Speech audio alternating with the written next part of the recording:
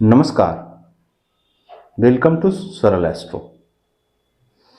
आज का जो विषय मैंने चुना है वो ग्रहों की उच्च और नीच अवस्था के विषय में चुना है। देखिए, ये टॉपिक जो है ये आप लोग पहले से ही अवगत हो गए कि ग्रह किस राशि में उच्च के होते हैं और किस ग्रह राशि में नीच के होते हैं। पर इससे जुड़ा हुआ यही एक महत्वपूर्ण सूत्र बताऊंगा कि ग्रह अगर आपके सामान्य राशि में भी गए हैं तो वो उच्च का परिणाम देते हैं अगर आपकी कुंडली में ये ग्रह स्थिति है तो अगर आप ये जानना चाहते हैं तो वीडियो के अंत तक जरूर बने रहें।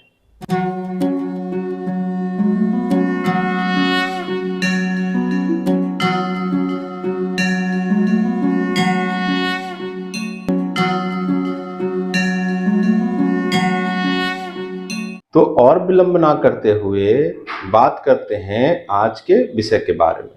देखिए, पहले बात करते हैं कि नवग्रह व्यवस्था में कौन से ग्रह किस राशि में उच्च के होते हैं। देखिए, सूर्य को अगर लिया जाए तो सूर्य मेष राशि में उच्च के होते हैं। वहीं चंद्रमा की बात की जाए तो चंद्रमा वृषभ राशि में उच्च का होता है। मंगल जो है वो शनि की राशि में जाके मकर राशि में उच्च के होते हैं।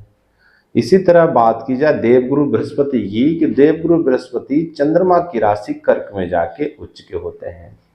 इसी तरह बात किया जाए बुध के बारे में तो बुध जो है अपनी स्वयं की राशि कन्या में उच्च के होते हैं। शुक्र की बात की जाए तो शुक्र जो है वो देवगुरु बृहस्पति की राशि सामान्य राशि मीन राशि में जाके उच्च के होते हैं।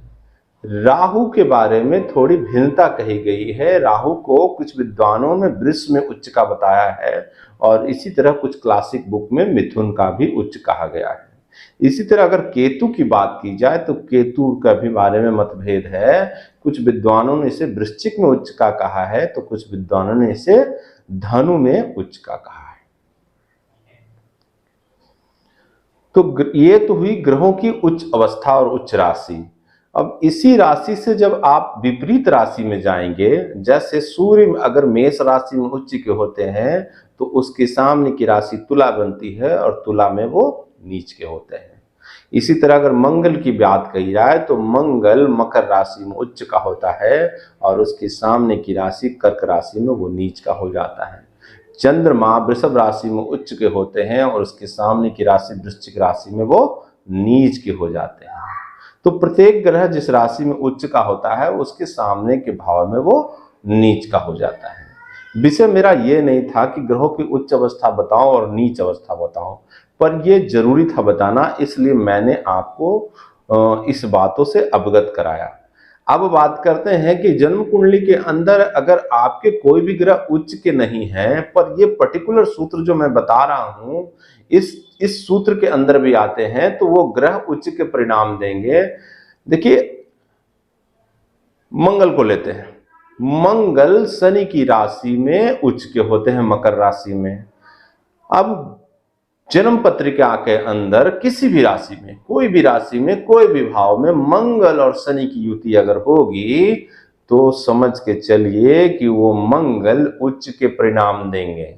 मतलब ग्रहों का जो उच्च नाथ है अगर उस राशि से कंजंक्शन होगा, आपकी कुंडली के अंदर युति होगा तो वो ग्रह उच्च के परिणाम देगा। मैंने अपने प्रैक्टिस में पाया है और मैंने अपने अनुभव से आपको ये साझा करने की कोशिश किया हूं।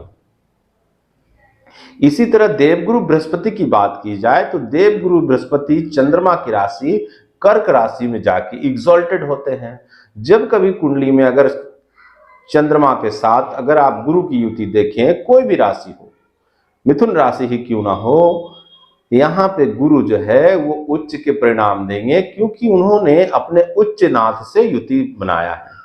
इसी तरह बात की जाए जैसे ग्रहों की नीचता भंग होती है ना, उसी तरह ग्रह जो है अपने उच्च नाथ के साथ अपने आप को उच्च का ही समझते हैं। तो जो भी ग्रह अपने उच्च नाथ के साथ युति में आएगा, कंजंक्शन में आएगा, मिसाल के तौर पर अगर सूर्य और मंगल की युति आपकी कुंडली में है तो वहां पे सूर्य उच्च अवस्था का पाया जाएगा और जातक के अंदर डिक्टेटरशिप की भावना, साथ ही साथ जातक उच्च पद और राज सत्ता का सुख और राज नौकरी में भी सफलता प्राप्त करेगा।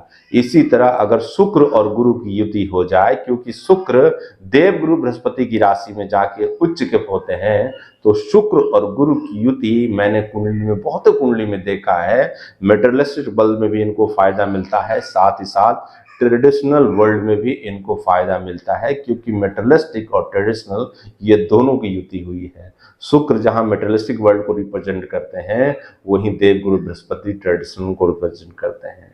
तो ऐसा जातक धनाढ्य होता है, अगर ना भी हो, छोटे कुल में भी पैदा हो, तो वैसा जातक अपने कौशल से, अपने बुद्धिमता से, अपने निर्णय से धन का आगमन करता है और धनाढ्य व्यक्ति के में गिनती होता है, ऐसा मैंने प्रायः पाया है। इसी तरह अगर बात करें तो गुरु और चंद्रमा, गुरु और चंद्रमा जो गज केसरी के नाम से जाना जाता है, कोई जरूरी नहीं है कि आपके कर्क राशि में ही गुरु हो तो एग्जॉल्टेड हो, एग्जॉल्टेड की तरह ही परिणाम देंगे। और वो चंद्रमा के साथ युति बना रहे हैं आपकी कुंडली में, मान लिए वृष राशि में चंद्रमा के साथ गुरु की युति हो रही है, तो वृष राशि में तो गुरु शत्रु राशि के कहलाएंगे, फिर भी अगर चंद्रमा के साथ इनकी युति होगी तो उच्च के जैसा ही ये प्रभाव करेंगे और उच्च के जैसा ही परिणाम देंगे।